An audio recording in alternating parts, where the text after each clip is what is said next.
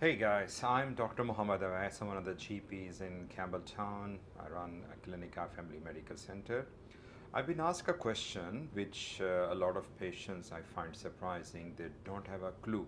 At times it is their right and they don't really know about that this is something they are within their rights to claim that. So the thing I'm going to talk about is the workers' compensation insurance.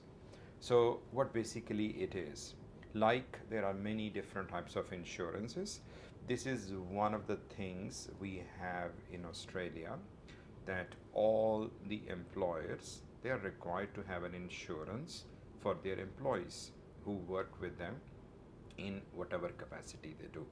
It's very similar to what you have got like a car insurance, and that gives you a peace of mind that in case of an unwanted incident you will not be suffering a lot. Similar is to that, there is a work covers compensation scheme. It's like a health insurance that is different to Medicare, that basically covers for all and every type of situations that arise at workplace. It could be physical injuries, like somebody has a fall, you step over a nail or an open screw, something fell over on you, you twisted your back, anything like that. Over and above that, there is also something we call mental health type of things, like if you have been unfairly treated at workplace, that also covers, like falls within the domain. So in a nutshell, what I can say is that anything that has been related to your employment contributing towards your health issues, that is covered under this scheme called as workers compensation scheme. Every state and territory in Australia, they have their own laws which are 90% same, but tiny little bit of differences which are state wise, they're different. So I'm based here in New South Wales.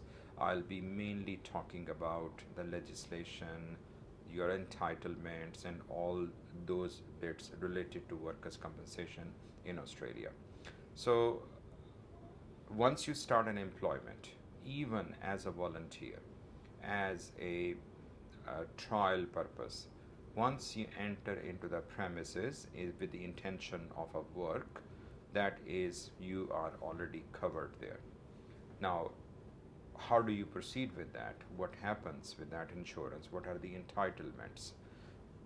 So if you get, let's say, before going into more details, I'll take a very simple example.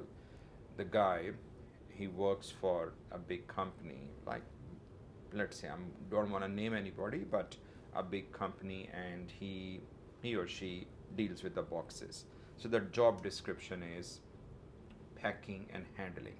So these people, they get to pick up the boxes, 5 kgs, 10 kgs, whatever the weight of the box is. They move it, they pack it, and they place it at a different place. Now, the worker, while moving the boxes, felt, okay, I sprained my back today. Or there was something strange about it. I heard a click, or something went off with his back. Now, that is the very first thing which should alert you that you have done something with your back. So, what you should do is that step back from the work you're doing, go to your immediate line manager or the reporting person who is in charge at that point. Have a brief chat with that person. Look, this is what I was doing, and I have felt this thing, not sure what gonna do next, but I want to bring into your attention. Based upon the severity, the line manager will take a note of that, or alternatively will ask you, okay, what is the policy there, based on the employer policy. They may ask you, okay, look, take a day off or take your shift off, go home, stretch, take some painkillers, and let us know how do you go about it. Afterwards, they will also tell you to lodge an incident report. And what incident report basically means is you are going to describe whatever happened at that place, what you were doing, what did you experience, and pretty much that's it. So write in your own words, bring into documentation, give it to your supervisor, and they will file it somewhere where you will be given a record number, or just a copy of the incident report itself. So that is a very important legal document, because in case if you feel fine, it does not mean anything other than it's just brought into the documentation. But in case if you feel your back is not feeling as good, the next day you woke up a bit more stiff or the pain was a bit more worse than that, that's the time you will use that incident report, bring it to one of the doctors, like we deal with what covers insurance, and we will be able to examine you, assess you, and give us further opinion about that, whether it is something which needs more intervention, scans, whatever we recommend, we will guide you about that. So that is the second part of the first part is lodging an incident report. The second part is presenting to your local doctor to have it checked. That part is also very crucial. That part will, the doctor will assess the needs of your treatment, whether it is something that can be managed conservatively with pain control, physiotherapy, or something that we need to send you forward for more scans, give you time of work, and whatever that needs to be done. Now, I'll take a little break here before we go into the next step. What happens after that? I will add on the entitlements and what are the stigmata that are associated with work covers. It's almost every second day I get to hear from a person working in some place that it's a stigma to go into the workplace or work covers insurance, and it's called as a compo, or people talk names behind that, or he's on compo, she's on compo, he doesn't want to do work and he just want to be lazy, or he just wants money. That's not the case, and let that not deter you from lodging a claim, whatever is your right. So work cover is an insurance. If you have an accident with a, like going back to the motor vehicle injury accident, so you have a motor vehicle accident and just feeling like, okay, I need to lodge a claim, what people will say about that should not deter you from lodging a claim, because it's a monetary loss. You have an insurance, this is your right, you got to go lodge a claim with the insurance, and they will pay for the repair cost for you as per the legislation. Similar is the situation here. So it should not deter you from lodging a claim. So go to your employer, come to see your doctor. What it covers for now is it's like a premium coverage of Medicare. You get all the benefits of Medicare, and even those things which are not covered by Medicare. Whatever your doctor recommends you falls within the scope of work covers insurance. Even the travel time you take from your residence to the doctor's surgery for the scans, it's all reimbursable. Keep a record of that. You will be reimbursed from your employer or from the insurance. Medications that you buy, they are fully covered under work covers insurance scheme. Whatever we recommend you, you will get it back from your insurer. Any splints, any other topical application things, wrapping around belt, whatever your doctor tells you is covered.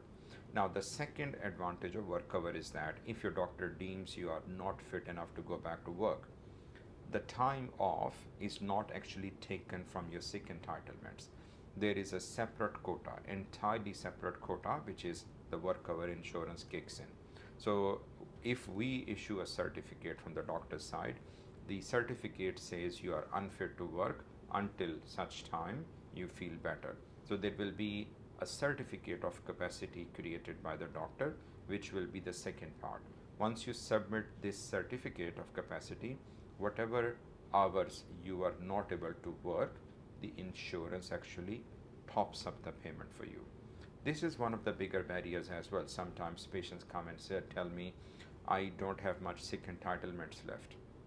I've been sick already for other reasons and I've reasonably used up my entitlements.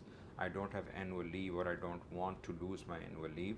So unfortunately, I don't have an option. I need to work on the job which I'm working. That is actually a wrong belief.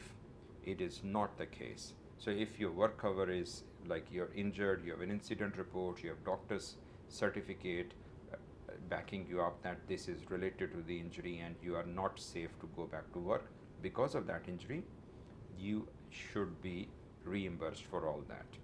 And the it might not be instant like your regular income. It might take a week or 10 days for everything to be processed, because step 1 incident report, step 2 is your doctor issued your certificate of capacity.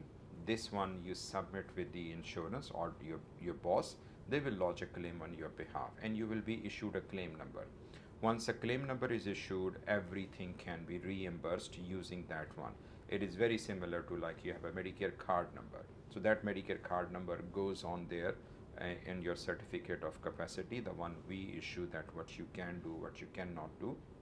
And all those treatment plans, they start after that.